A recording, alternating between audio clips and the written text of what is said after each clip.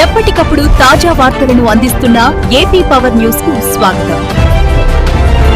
అనకాపల్లి ఎన్టీఆర్ స్టేడియంలో దేశభక్తి వెల్లువ. హోంమంత్రి అనిత చేతుల మీదుగా జాతీయ జెండా ఆవిష్కరణ. అనకాపల్లి జిల్లా కేంద్రంలోని ఎన్టీఆర్ స్టేడియం దేశభక్తి నినాదాలతో మారుమోగింది. 80వ స్వాతంత్ర దినోత్సవ వేడుకలు అట్టహాసంగా జరిగాయి. హోంమంత్రి వంగలపూడి అనిత ముఖ్య అతిథిగా పాల్గొని జాతీయ పతాకాన్ని ఆవిష్కరించారు.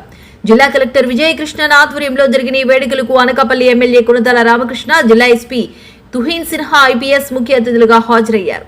జాతీయ పతాక ఆవిష్కరణ అనంతరం హోంమంత్రి అనితకు పోలీస్, ఎన్పీసీ బృందాలు గౌరవవందనం సమర్పించాయి. క్రమశిక్షణతో సాగిన పరేడ్, దేశభక్తిని చాటిన విద్యార్థుల ప్రదర్శనలు, విద్యార్థులు ప్రదర్శించిన సాంస్కృతిక దేశభక్తి నృత్యాలు వేడుకలకు ప్రత్యేక ఆకర్షణగా నిలిచాయి.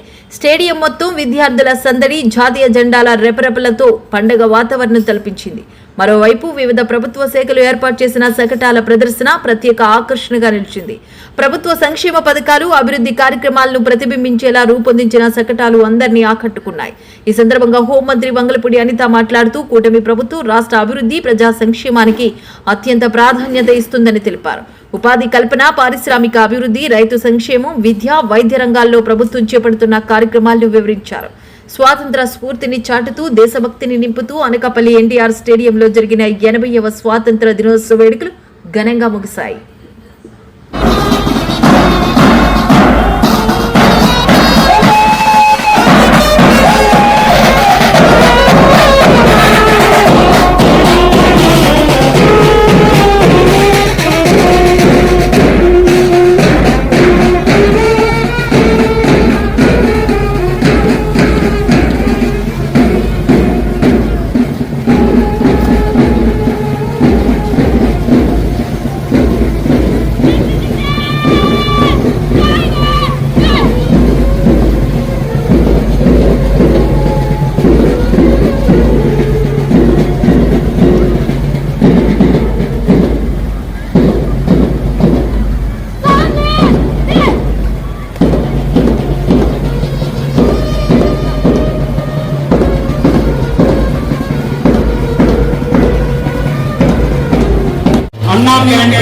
అనేటువంటి టీంలు మనందరికీ కళ్ళకు కట్టినట్లుగా సాక్షాత్కారం చేయడానికి ఈ శకటం మన ముందుకి చేరుతోంది.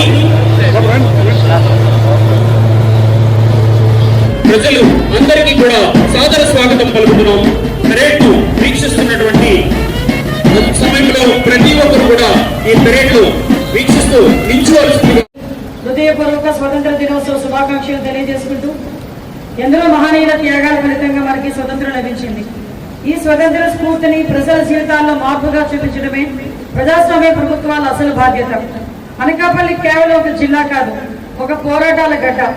అల్లూరి సీతారామరాజు పోరాట స్ఫూర్తి, గురజాడ అప్పారావు గారి సామాజిక చైతన్యం, ఎంతో మంది స్వతంత్ర సమరయోధుల త్యాగాల ఫలితం, బొజ్జలకొండ లాంటి బౌద్ధ వారసత్వం కలిగిన చారిత్రాత్మక కట్టడం, దీనితో పాటు ఉత్తరాంధ్ర ఎలవేల్పు శ్రీ నూకాలమ్మ వారు మరియు ఉపమాక శ్రీ వెంకటేశ్వర స్వామి వారు వెలిసిన నేల ఇది.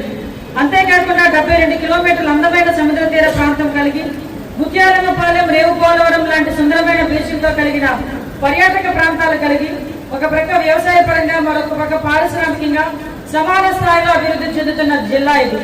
ఇంత గొప్ప చరిత్ర ఉన్న ఈ జిల్లాకు అదే స్థాయిలో అభివృద్ధి, సంక్షేమం అందించాలన్నదే మన ప్రభుత్వ సంకల్పం.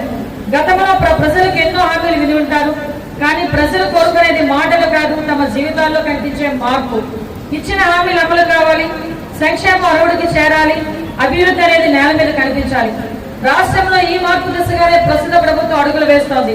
గౌరవ ముఖ్యమంత్రి శ్రీ నారా చంద్రబాబు నాయుడు గారి నాయకత్వంలో సంక్షేమం, అభివృద్ధికి సమ ప్రాధాన్యత ఇస్తూ ముందుకు సాగుతున్నాం. స్వతంత్రం మనకు స్వేచ్ఛనిచ్చింది. స్వర్ణాంధ్ర 2047 మనకు ఒక లక్ష్యాన్ని ఇచ్చింది. ఈ లక్ష్యాన్ని సాధించేందుకు ప్రజలకు ఇచ్చిన హామీలను కార్యరూపంలోకి తీసుకొచ్చేందుకు నిరంతరం మనమందరం కలిసి కృషి చేయాలి. రైతుకు భరోసా, మహిళలకు సాధికారత, అవ్వతాతలకు పెన్షన్లు, పేద కుటుంబానికి సంక్షేమం, యువతకు ఉపాధి, పరిశ్రమలకు ప్రోత్సాహం, పర్యాటక రంగం అభివృద్ధి, గ్రామాలకు మౌలిక వసతులు, ఇవే మన అభివృద్ధికి నిజమైన కొలమానాలు. ఈ లక్ష్యాలతో ప్రభుత్వం పనిచేస్తున్న తీరుకు అనకాపల్లి జిల్లాలో కనిపిస్తున్న ఫలితాలు ఒక నిదర్శనం కింద మనందరం కూడా భావించాలి. ఆ ఫలితాలు ముందుగా సూపర్ 6 పథకాల ద్వారా ప్రజలకు అందిన ప్రయోజనాలను మీ ముందు ఉంచుతున్నాం. అన్నదాత సుఖీభవన్లో భాగంగా ప్రతి రైతును ఆదుకోవాలన్న సంకల్పంతో కేంద్ర ప్రభుత్వం మరి బియ్యం కిసాన్ పథకంతో కలిపి జిల్లాలో 2,42,000 రైతు కుటుంబాలకు గాను 188.04 కోట్ల రూపాయలు లబ్ధి చేకూర్చడం జరిగింది. తల్లికి వందనం పథకంలో భాగంగా జిల్లాలో ఏ ఒక్క పేద విద్యార్థి చదువుకు దూరం కాకూడదనే ఉద్దేశంతో ఇంటిలో ఎంతమంది పిల్లలు ఉంటే ఎంతమందికి సహాయం చేస్తూ జిల్లాలో 2,01,000 మంది లబ్ధిదారులకు గాను 301.71 కోట్ల రూపాయలను నేరుగా తల్లుల ఖాతాలో జమ చేయడం జరిగింది.